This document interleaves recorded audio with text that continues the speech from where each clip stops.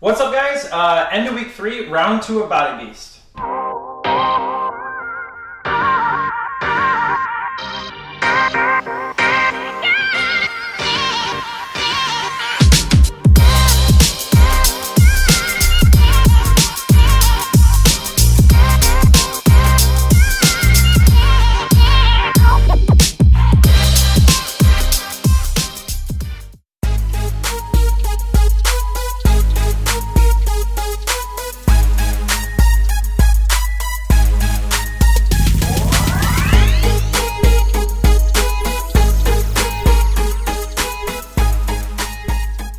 All right, first off, I want to say that I feel amazing. I just finished the first phase of Body Beast round 2, and I'm super excited to go into my 4th week because we all know that's starting the bulk phase. So I will be starting to take creatine again. Typically when I take creatine, I take it during the bulk phase and then I cycle off of it after the bulk phase is over. But yeah, so I'm pretty excited about that. We all know what creatine does. For those of you that don't, it just helps you build muscle faster. So pretty psyched about that. If you guys have more questions about the creatine, of course, comment below. Ask me anything you'd like.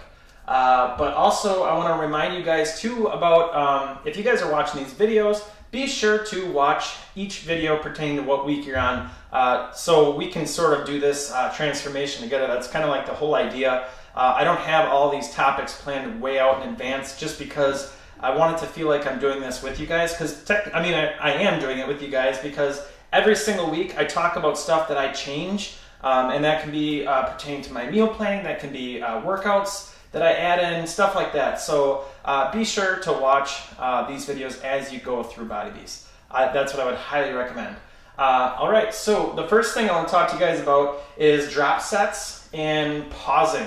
A lot of people ask me, is it okay to pause Body Beast? Is it okay that I'm taking longer breaks? So for starters, the answer to the pausing is yes, you can absolutely pause Body Beast, and I would highly recommend it because as you're going through Body Beast the first or the second time through, your weight should be significantly more than the first time going through Body Beast. So it's going to take you a little bit longer to get through your reps versus before, because now you're doing heavier weights and your rep count is going to be a little different than from when you first started Body Beast, or it should be, in my opinion. For me, for an example, say a deadlift, like sometimes I'll do my first 5 reps and I'll need to take like a little 5-second break and just sort of regroup and like regrip and then just kind of finish out my last ones, and then they're already done. So what I do is I take my time, I get through the reps, I do proper form, and I fail every single time. You guys all know how big I am about failing every single set. So I make sure that happens on every single set that I do. So usually when I stop, I rewind the video and take the same break that they do. So, and that's another thing. Make sure you're taking the same breaks as they do. And that brings me into the next thing, like a drop set. If you're doing a drop set, make damn sure that it's a drop set. Because if you're taking anything longer than 5 to 10 seconds for a drop set, it's no longer, in my opinion, considered a drop set. The whole idea is to sort of just rush into your lighter weight and to just do as many as you can with that lighter weight.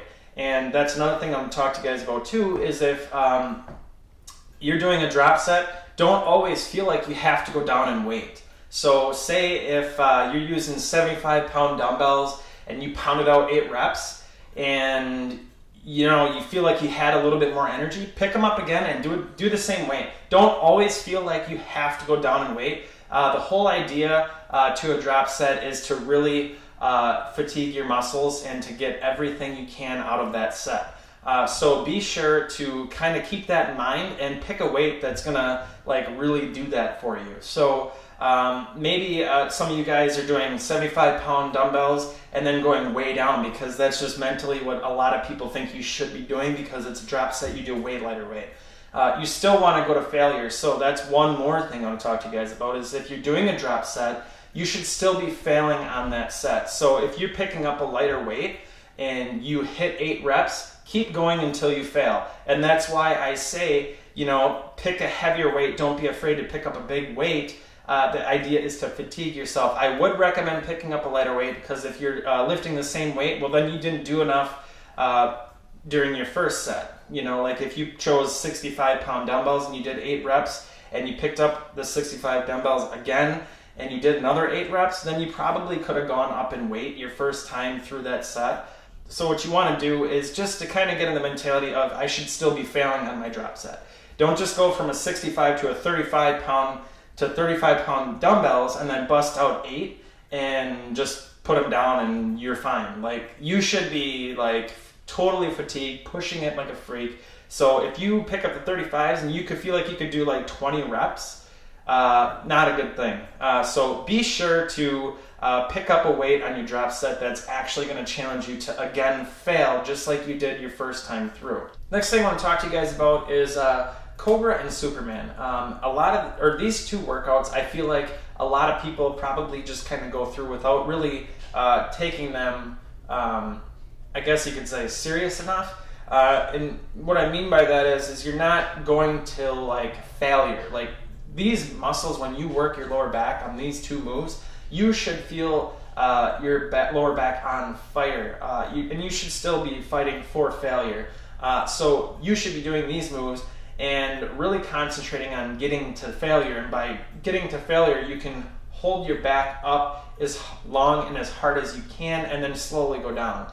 Now, if you look at me here, you're going to see that I'm like resting between each rep. Now, if you look at me here, you can see that I'm keeping the tension on my back. So that is what you want to do going through these two moves, because these two moves is what's going to help you lift more with your deadlifts. It's going to help you lift more with your arm curls, your standing arm curls. It's all part of it. So if you have, it all starts with like your lower back almost. Like if you have a strong, like really strong lower back, it's going to help you get a bigger back.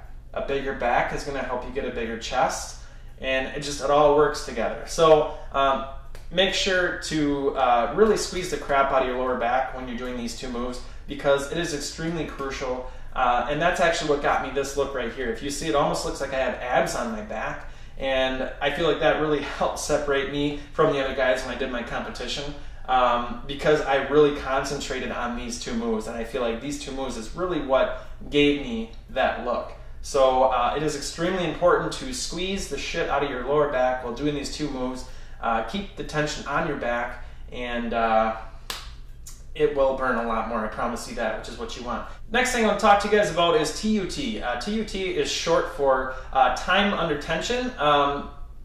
That's something that I kind of came up with. I'm not even sure if that's a thing, or if you Google searched it, or what would even come up. But that's just something I came up with. But when you're doing, say, a shoulder press, if you're going down like you see here, you're going to see that it's almost like I'm taking short little breaks. Now, if you look at me here, I'm actually having my arms stay at about 90 degrees, if I could talk, and it's going to hurt a lot more. And you might not be able to lift as much weight while doing this move if you incorporate this. It's going to help burn your shoulder a lot more, and it's just going to, I don't know, it's going to help get more blood to your muscles. I apply this method to a lot of my workouts. Like even if you look at me here doing this move, I'm not bringing my arm all the way down. I'm actually bringing it and keeping it slightly up just to keep the tension on my muscle. And I apply this to a lot of my workouts because, in my opinion, it burns more, I sweat more, and it gives me a bigger pump, and it just feels amazing. So yes, you might go down in weight just a little bit, but it's not always about the bigger weights. And this is something that I always like to incorporate, definitely my second time through Body Beast.